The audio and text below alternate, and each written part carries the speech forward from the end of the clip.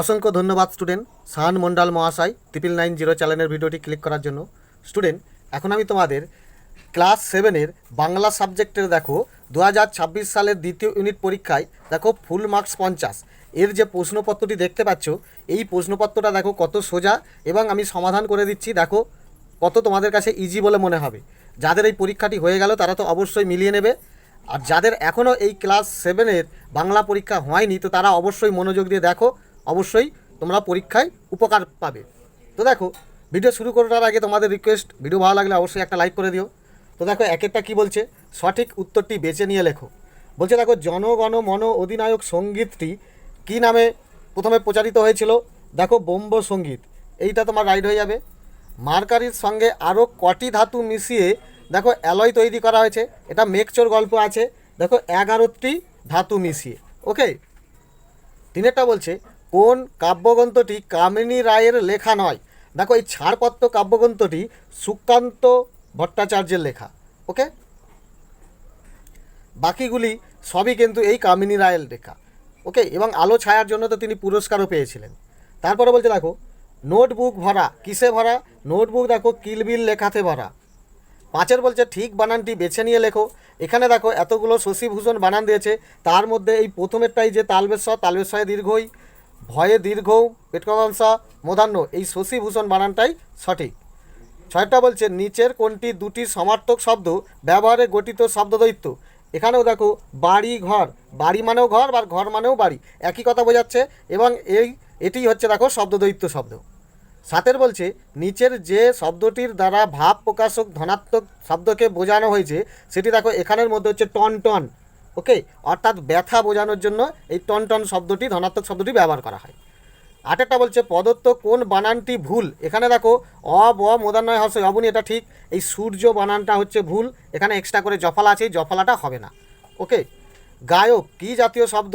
গায়ক দেখো যৌগিক শব্দ। 10টা বলছে অর্থগত দিক থেকে শব্দকে কয় ভাগে ভাগ করা হয়? শব্দকে দেখো 3 ভাগে ভাগ করা হয়। 11টা কি বলছে নিচের কোনটি যোগরূঢ় শব্দ? এর মধ্যে দেখো কয়ের পঙ্কজ, এটাই হচ্ছে যোগরূঢ় শব্দ।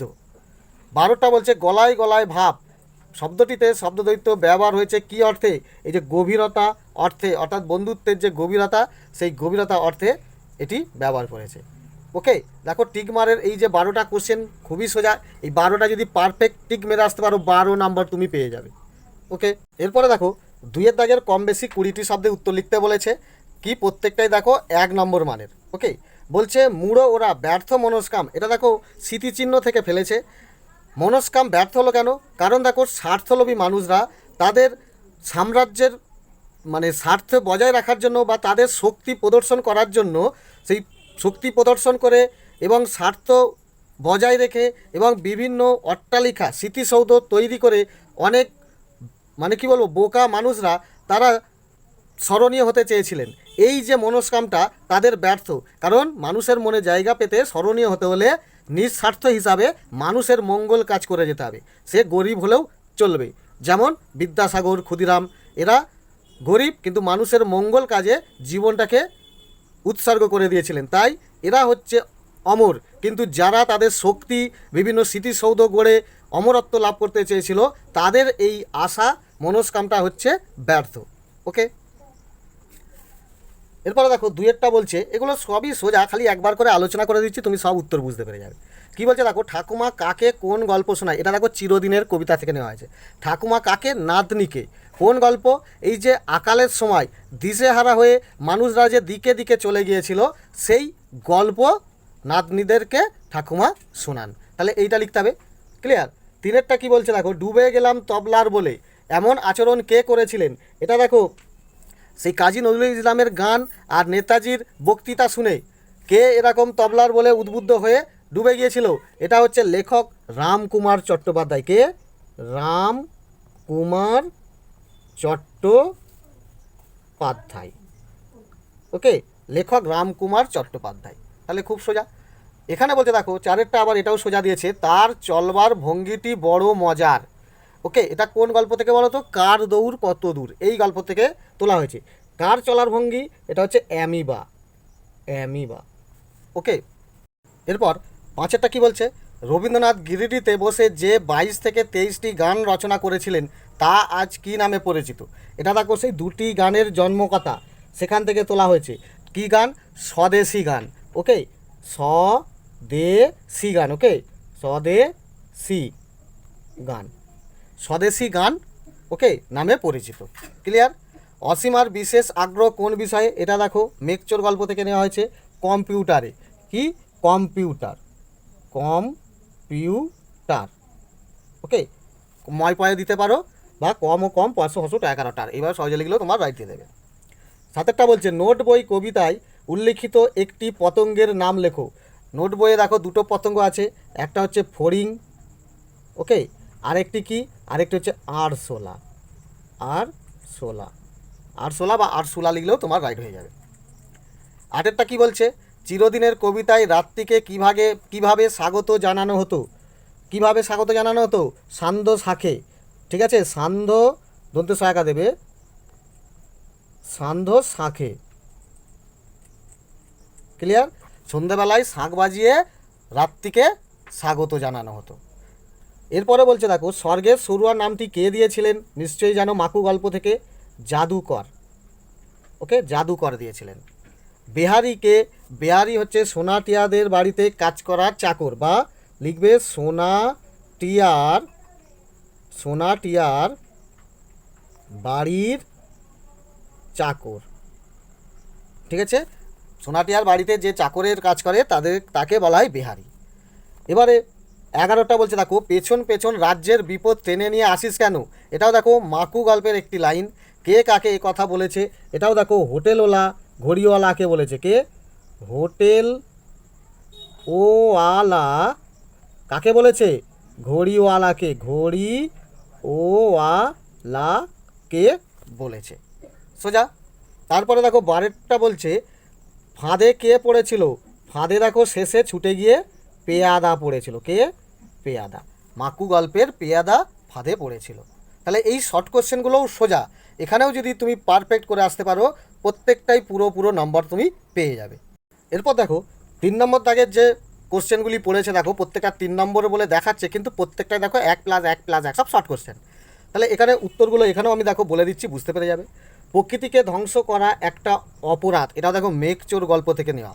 কে কাকে কথা বলেছে? কখন বলেছে? অর্থাৎ কে বলেছে? এটা বলেছে দেখো অসীমা বলেছে। কে? অসীমা। কাকে বলেছে? কি? পুরন্দর চৌধুরীকে। পুরন্দর চৌধুরীকে। ঠিক আছে, পুরন্দর চৌধুরী। কখন বলেছে? কখন? এখানে শুধু আমি লিখে দিচ্ছি দেখো, যে যখন অ্যালয়, ওকে, অ্যালয় পৃথিবীতে বা লেকে ফেলতে কি যাচ্ছিল। আমি খুব সহজে লিখে দিলাম, বা তুমি এটা সুন্দর গুছিয়ে লিখবে যে পুরন্দর চৌধুরী মার্কারি দিয়ে বা মার্কারির সাথে 11টি ধাতু মিশিয়ে অ্যালয় তৈরি করেছিল। সেই অ্যালয় সেবার লেকে ফেলে সেই জল বাষ্প করে সেখানে আটলান্টিক সভ্যতাটাকে দেখতে চেয়েছিল। এই সময় যখন ও অ্যালয় ফেলতে গিয়েছিল তখন পুরন্দর চৌধুরীকে অসীমা বলেছিল পৃথিবীকে ধ্বংস করা বা প্রকৃতিকে ধ্বংস করা একটা অপরাধ। ওকে, তাহলে গল্পটা পুরো বুঝতে পারলে, উত্তরটা তুমি বুঝতে পারছো যে যা লিখেছো ওটা অনেকটা মিলে গেছে কিনা। তাহলে খুবই সোজা। 2 কি বলছে দেখো, কাল থেকে মনে মোর লেগে আছে খটকা। এটা কি? এটা নোট বই কবিতা থেকে তোলা হয়েছে। কার মনে কি খটকা লেগেছে? কার? কবি সুকুমার রায়ের। কার? কবি সুকুমার রায়ের। কবি সুকুমার রায়ের মনে খটকা লেগে আছে। কি খটকা লেগে আছে? চলো জায়গা নেই, আমি বলে দিচ্ছি কি খটকা লেগেছে। ঝোলা গুড় কিসে দেয় সাবান না পটকাই? কবিতার লাইনটা মনে পড়ছে? ঝোলা গুড় কিসে দেয় সাবান না পটকাই, এই খটকা লেগেছে। আর এই খটকা সে কীভাবে দূর করবে? মেজদাকে খুঁচিয়ে মেজদার থেকে জেনে নেবে। ওকে, তাহলে সে কীভাবে দূর করবে? মেজদাকে খুঁচিয়ে সেই খটকাটা সে দূর করবে। তাহলে এটাও খুব সোজা। 3 দেখো কী বলছে, জনগণ মন অধিনায়ক জয় হে এই গানটিকে জাতীয় সঙ্গীত হিসাবে গ্রহণ করতে বিরোধিতা করা হয়েছিল কেন? কেন বিরোধিতা করা হয়েছিল? কারণ জনগণ মন অধিনায়ক গানটি রবীন্দ্রনাথ ঠাকুর যখন লিখেছিলেন, তিনি ভারত সম্রাট অর্থাৎ ব্রিটিশ রাজা যখন ভারতে আসছিলেন, তখন ব্রিটিশদের এক সরকারি কর্মচারী রবীন্দ্রনাথের বন্ধু, তিনি অনুরোধ করেছিলেন ওই রাজাকে সম্মান জানাতে একটি গান রচনা করতে। তাই তিনি সেই গানটি রচনা করেছিলেন, ভারত ভাগ্য বিধাতার কি জয় জয় গান করে তিনি গান লিখেছিলেন। ওকে, রবীন্দ্রনাথের ব্যাখ্যায় সেই বিরোধিতার অবসান কিভাবে ঘটেছিল? তাহলে রবীন্দ্রনাথকে যখন পুলিন বিহারী সেন জিজ্ঞাসা করেছিলেন যে গানটি তিনি কেন রচনা করেছিলেন, তখন তিনি ওই গল্পটি ডিটেলস বলেছিলেন, তার এই ব্যাখ্যায় এর অবসানটি ঘটেছিল। ওকে, অথবা দেখো তোমার বইয়ের 66 পাতায় একবার দেখো, দেখো এখানে 66 পাতার এই 3-1 কোশ্চেনটা দেখতে পাচ্ছ যে জনগণ মনকে জাতীয় সঙ্গীত রূপে কারা বিরোধিতা করেছিল, আর রবীন্দ্রনাথের ব্যাখ্যায় সেই বিরোধিতার অবসান কীভাবে ঘটেছিল। আশা করি তোমরা প্রত্যেকেই এই কোশ্চেনের উত্তরটি তোমাদের মানে বই থেকে মুখস্থ করে রেখেছো, পরীক্ষায় অবশ্যই লিখেছো অথবা লিখতে পারবে। এরপর দেখো 4 কোশ্চেনটা কী বলছে, চিরদিনের কবিতায় গ্রাম বাংলার প্রকৃতির যে বর্ণনা পাই তা নিজের ভাষায় লেখো। দেখো তোমার বইয়ের 77 পাতাতেই আছে। ওকে, এই কোশ্চেনটা হুবহু পেয়ে যাবে। এছাড়াও তুমি লিখতে পারতে যে চিরদিনের কবিতায় গ্রাম বাংলার এক দুর্ভিক্ষের বর্ণনা আলোচনা করেছেন, এবং কী হয় বর্ষার সময়ে সেখানে সবুজ ঘাস জন্মাতে যেন একটা গ্রাম সবুজ ঘাগরা পড়েছে। ক্লিয়ার? সেখানে তাঁতি মুচি মেথর বিভিন্ন কাজকর্ম যে যার নিয়ম মতো কাজ করছে, কিন্তু একসময় দুর্ভিক্ষ হওয়ার ফলে অনেক মানুষ দিশেহারা হয়ে যে যার যেদিকে পারে দিকে দিকে চলে গিয়েছিল। কিন্তু গ্রামের এক বধূ জল আনতে গিয়ে যখন মাঠে সবুজ ভরেছিল, তখন ঘোমটা তুলে সেই সবুজের ফসলের মধ্যে তিনি একবার ঘোমটা তুলে দেখে নিয়েছিলেন যে সুবর্ণ যুগ আসছে, এই সবুজের মধ্যে দিয়ে ফসল ফলছে। ওকে, অর্থাৎ এইভাবে যে একটা দুর্ভিক্ষ আর সবুজ বর্ষার সময়ে সব চাষের জমিতে ফসলে ভরে গেছে, সেই ডিটেলস লিখতে হবে। বেশি কিছু নয়, 3 নম্বরের। দেখো এই প্রশ্নটা হুবহু পড়েছে 77 পাতায়। দেখো একেবারে 10-এর দাগের এই যে 10.1 এই প্রথমের এই কোশ্চেনটা পড়ে গেছে, তো আশা করি তোমরা মুখস্থ করে রেখেছো ও লিখেওছো। ওকে, এরপর দেখো 5-এরটা কী বলছে, সপ্তাহে কতবার পোস্ট অফিসে যায়? দেখো সপ্তাহে 3 বার পোস্ট অফিসে যায়। কেন যায়? কারণ একটি লটারির টিকিট কেটেছে, তাই সে সপ্তাহে 3 বার গিয়ে পোস্ট অফিসে লটারির খবর আনতে যায়। সে লটারি কেটেছে এই আশায় একবার লটারি লাগলে সে বড়লোক হয়ে যাবে, অর্থাৎ বড়লোক হয়ে যাওয়ার আশায় সে লটারির টিকিট কেটেছে। সেই লটারির টিকিট মেলানোর জন্য পোস্ট অফিসে সে সপ্তাহে 3 বার যায়। ওকে, খুব সোজা। 6-এরটা বলছে দেখো, সত্যি দুজনে বাঘ ধরার ফাঁদের কাছে এসে গেল। দুজনে কে? এখানে দেখো দুজনে হচ্ছে সোনা আর টিয়া। ওকে, সোনা আর টিয়া এই 2 বোন। ওকে, বাঘ ধরার ফাঁদ সম্পর্কে জাদুঘর তাদের কী বলেছিল? বাঘ ধরার ফাঁদ সম্পর্কে জাদুঘর সোনা টিয়াকে বলেছিল যে একসময় এখানে গ্রামবাসীরা তাদের ফসল কি বাঘ নয় কে খেয়ে আসে? শুয়োর, অর্থাৎ শুকরে এসে সেই খাদ্য ফসল নষ্ট করে দেয়। সেই শুকরগুলোকে ধরার জন্য অনেকটা বড় গাড্ডা খুলে সেই গাড্ডার উপরে লতা পাতা দিয়ে ঢেকে দিত, ঠিক আছে? আর তাতেই শুকর পড়ে গেলে তাদের ফসল খাওয়া ঘুচে যেত। অর্থাৎ শুকর ধরা সেই ফাঁদ আগেকার গ্রামবাসীরা তাদের ফসলকে বাঁচানোর জন্য পেতেছিল। ক্লিয়ার? তাহলে এই কোশ্চেনগুলো দেখো, এইটা আর এটা মাকু থেকে পড়েছিল, খুবই সোজা। এরপরে দেখো এখানে যে 4 নম্বর দাগে তোমাকে কী দিতে বলেছে দেখো, পত্র লেখো, চিঠি লেখো। বিদ্যালয়ের গ্রন্থাগারে প্রয়োজনীয় কিছু বই কেনার জন্য আবেদন জানিয়ে প্রধান শিক্ষককে চিঠি লেখো। নিশ্চয়ই তুমি জানো এরকম জায়গায় একদম কোণের, এইটা ধরো তোমার একটা খাতা। ওকে, তাহলে এই জায়গায় এই কোণে হচ্ছে তোমাদের স্কুলের ঠিকানা দিতে হবে, যে মাননীয় প্রধান শিক্ষক মহাশয় বলে তোমাদের স্কুলের নাম লিখতে হবে, ঠিক আছে? তারপরে আবার এখানে লিখতে হবে কি মাননীয় বলে কমা দিয়ে এখানে সব লিখতে হবে যে আমাদের বিদ্যালয়ে কিছু পাঠ্য বই এবং কিছু জেনারেল নলেজমূলক বিভিন্ন লেখকের নাম দিয়ে দেবে যে এই অমুক কিছু বই দরকার আছে, বা তুলসী দাসের কিছু জেনারেল নলেজমূলক আরও অনেক যদি বই আনা হয় তাহলে আমরা সেই বই পড়লে অনেকটা উপকৃত হব। এবং কিছু যদি পাঠ্য বইও সহায়িকা বই, পাঠ্য বইয়ের যে সহায়িকা বইগুলো যদি এই পাঠাগারে রাখা হয়, গ্রন্থাগারে রাখা হয়, তাহলে অনেক অসহায় গরিব দুস্থ ছাত্ররা এই সহায়িকা বইগুলো পড়ে অনেক উপকৃত হবে। ভবিষ্যতে তারা নাম্বার বেশি আনতে পারবে, আরও শক্তভাবে তারা তৈরি হতে পারবে। ওকে, যদি এই বই পাঠাগারে বা গ্রন্থাগারে আরও আয়োজন করে দেওয়া হয় তাহলে আমরা অনেক উপকৃত হব বলে এই গল্পগুলো টোটাল তোমরা এরকম তুলবে, তোমাদের নিজের মতো আরও অনেক তুলতে পারবে। তোলার পরে এই জায়গাটা তুমি নিজে সই করে দেবে যে ইতি বলে, ব্যাস। আর এই জায়গায় একটা ডেট, ঠিক আছে, ডেট দিয়ে দেবে নিচে, ব্যাস তোমার উত্তর হয়ে যাবে। ক্লিয়ার? তাহলে চিঠি লেখা, হেড স্যারকে চিঠি লেখার ছক নিশ্চয়ই জানো।